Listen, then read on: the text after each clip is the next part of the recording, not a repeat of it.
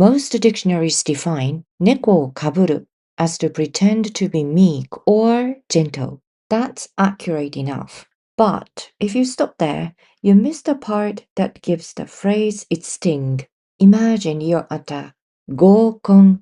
Normally you're loud, maybe a little sharp-tongued, but in front of someone who caught your eye, you're all smiles and nodding along, quiet as a cat.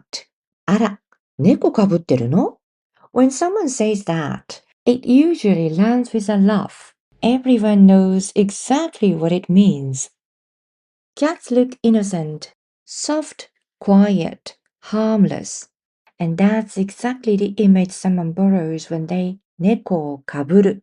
The goal? To appear gentler, softer, more harmless than they truly are. And in Japanese society, where those qualities are traditionally expected of women, it's no surprise that 猫をかぶる is used more often about women than men.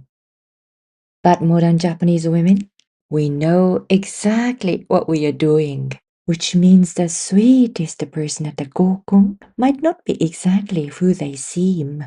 It's when someone wraps their sharp claws in soft velvet pearls.